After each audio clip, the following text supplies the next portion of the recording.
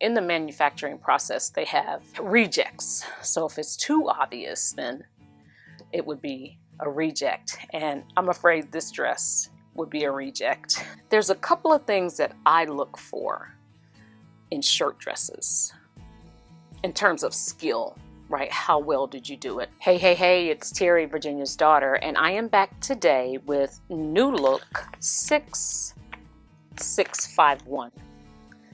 Here's another one of these patterns. I'm telling you, this New Look pattern, love it. Ranges in sizes from 10 to 22. It's got some notions. You need buttons, elastic, and single fold bias tape.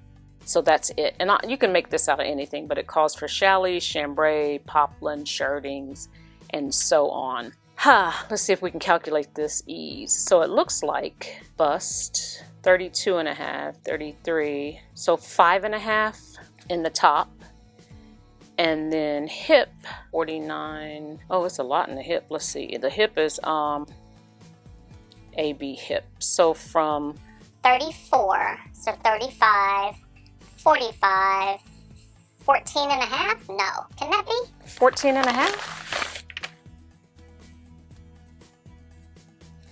14.5. I guess my math is still intact. Okay. So the skirt is 14.5 inches of ease. There are a couple of variations. So the collar is the only difference, I think. Let's see. Oh, you know, view A might be shorter. So view A is shorter and it has a different type collar than view B. View A has that bishop type collar, I think it's called. Oh, and view A is sleeveless. You just really have to look at a pattern, don't you? I would make view A. Actually, this is a keep for me. I will be keeping this. I love this. I love shirt dresses. You know, when I made that wrap dress that I made not too long ago, I was like, now, is this my favorite type dress? And I don't think it is. I think shirt dresses are my all-time favorite. So I got this fabric. Let's talk about the fabric a little bit. I got the fabric on clearance at Joann Fabrics a lot of years ago. I love stripes. And I felt like at one time it was difficult for me to find stripes. I'm like, I can't hardly find any fabric that I like that is striped. Now, since then, I've gotten over that. Right now, I'm looking for argyle print, right? So I love the argyle pattern, but I can't find any fabric that I like. And if you know where some is, let me know. But in any case, I found this striped fabric crepe in clearance, and I just love it. This dress turned out exactly the way I thought it was, the way I had pictured it in my head. With a few exceptions, okay? And this is all my part. The pattern itself, it's pretty easy and straightforward. It has pockets. I forgot that part, didn't I? It does have pockets. I was running out of fabric, so I had to use the fabric in a different way for the pockets, and you can see it through the dress if you really look hard enough, and you might not have to look that hard, but I don't care about that. It doesn't matter to me. Because if it were a feature that were outside, it would be something I'd wear outside. There's a couple of things that I look for in shirt dresses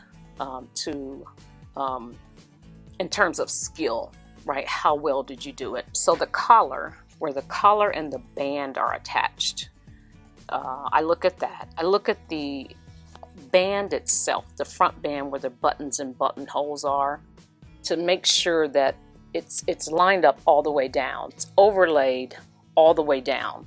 So you don't see part of the underband because the overband is pulling away. You know what I'm saying? So I look at the collar, I look at the band, I look at the button alignment, I look at the hem. So those are the four major things that I look at on this pattern. You know, every pattern has its own set of look fors, but my look for in this pattern would be the collar band, its attachment, the front band, the button alignment, especially in this waist area, right? Because there's two buttons that are pretty close together in the waist area. Speaking of buttons, if you look at the model, right, the line drawings don't depict it, but the model, there's clearly something going on with those two small buttons in the front, right? And it's because of that elastic. I ran into the very same problem. So because of the elastic that's in the waist area, that second button, first button, no problem at all.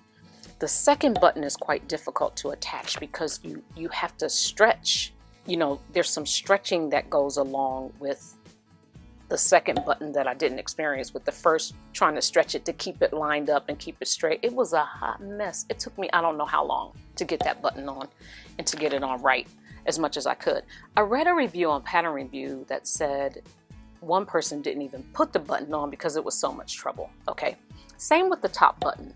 Because of this thickness in this collar stand, because the collar stand has interfacing, of course, but because of that thickness, whenever I got to the back of the button, the buttonhole foot got confused, and so it would skip stitches and do this and do that. So what I had to end up doing on both the top and the waist is to reverse it.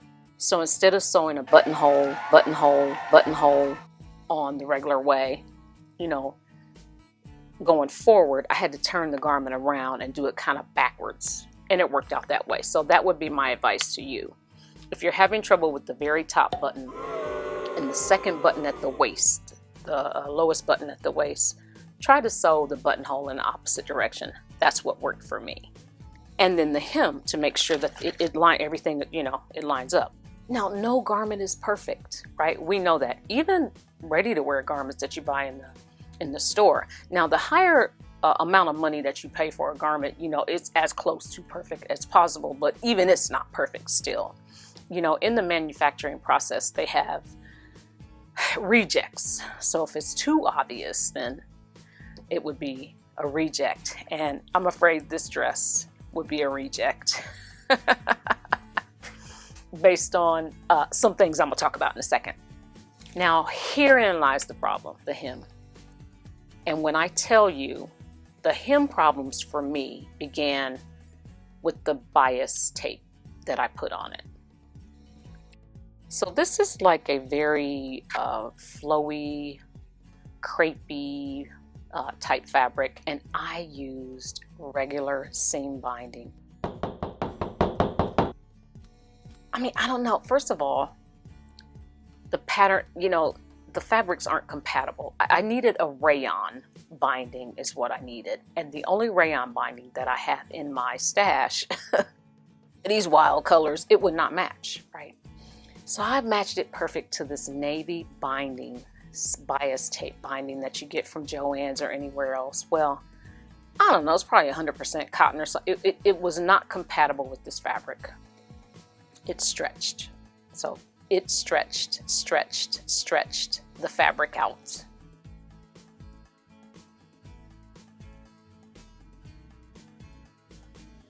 I stretched it out. And you know, here's the thing. You do everything that you can do to make a garment well. You take your time, you cross every T, you dot every I as much as you can, and then you get to the hem. Now, I didn't try washing it first. I never wash it. But from now on, I've thought about that. So I think I'm gonna do a little bias binding research, okay? Now, ideally, it would have been the ideal thing to make my own bias binding. So if you notice on the model, like, doesn't the dress look a little frumpy looking? I like it.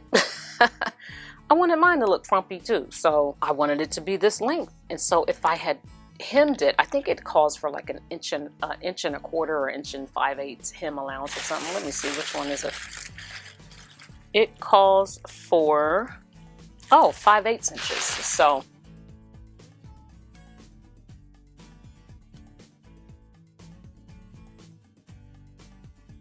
everything is a learning process, right? So when I got ready to line the buttons up, I knew that the hem had been stretched on one side. So when I got to the place where I saw that I had stretched out the hem, because it was perfect, it was going to be perfectly lined up. But when I saw that the hem was stretched out, I evened up the hem. I said, what would I have to do to even this hem up? Well, it would have put the waist seam out of whack and the top out of whack. The top would have been like this, the waist would have been like this, but the hem would have been perfect. But it came down to me choosing which imperfection I wanted to display. And the easiest one to fix, to be honest. And I'm like, out of the three, you know, where can I get the most bang for the buck, so to speak. So I decided I would concentrate on the top and the waist, and the hem would have to be what it is. So I had to choose. How do you determine which imperfections you show?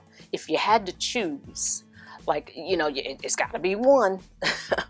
You know, and that was my thing. If it has to be one, it's going to be one. It's not going to be two. Okay. So that's how I did that. Just wanted to be clear about something. At the time I recorded this video, the dress wasn't repaired, so the hem wasn't fixed. But I knew deep down inside, as much as I love this dress, that I was going to fix the hem. But in some places in this video, it sounds like I'm not going to fix it. But I knew all along I was going to fix it, but I had to record this portion of the video before it was fixed, being honest about that, and then I fixed it afterwards. So what I ended up doing was, you know, no other choice what I had to do. I took the bias binding off, I evened up the hem, and I re-hemmed it. I didn't use any bias binding because the dress ended up being a little bit longer than I thought it was. It's still a nice length, so I love the length of the dress. I don't have very many clips because I deleted them. That's why you only see one clip of me wearing the dress. I inadvertently deleted them. But what I'm going to do is I'm going to get some footage or pics or something of me wearing the dress and then put that in a separate video. You know what I mean? Like, I'll feature that in an upcoming video because, y'all, this dress is everything. Flaws and all. I got the buttons from my sister-in-law. Her mom passed away. I think I might have mentioned this in another video because I got some stuff from her and they came from her. And it's so interesting because she had all of her buttons on like a safety pin. That's how she stored them, like a big safety pin. All the same buttons would be on the same pin, and then in another kind of container. But I think that's it. I think that that's all I have to say. This is a great pattern. I can't get enough shirt dresses. I want a maxi shirt dress. I saw a shirt dress in organza, like a maxi shirt dress in organza.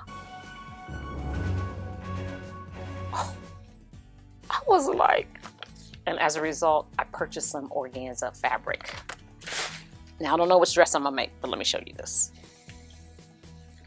This is so beautiful. And I don't know, this might be next year's. Could I wear this in the fall? I don't know. But look at that organza for a maxi shirt dress. I'm going to try to see if I can show you my inspiration for it.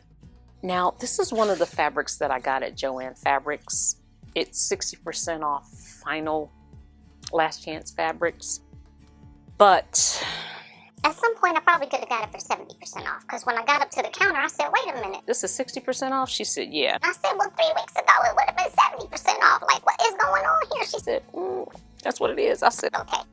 But I think this is so pretty. So I don't know. I think I got like 3 yards of it. No, it's got to be more than that. Let's see how much I paid for the fabric. Let's talk about the fabric before I make the dress. Medieval blue.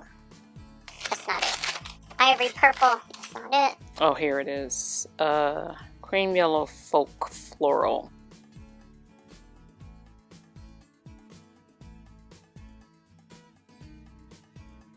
So that's it. I think that's everything about this dress. I wanted to record this so I could get it out of the way. So, hey, thanks for joining me today.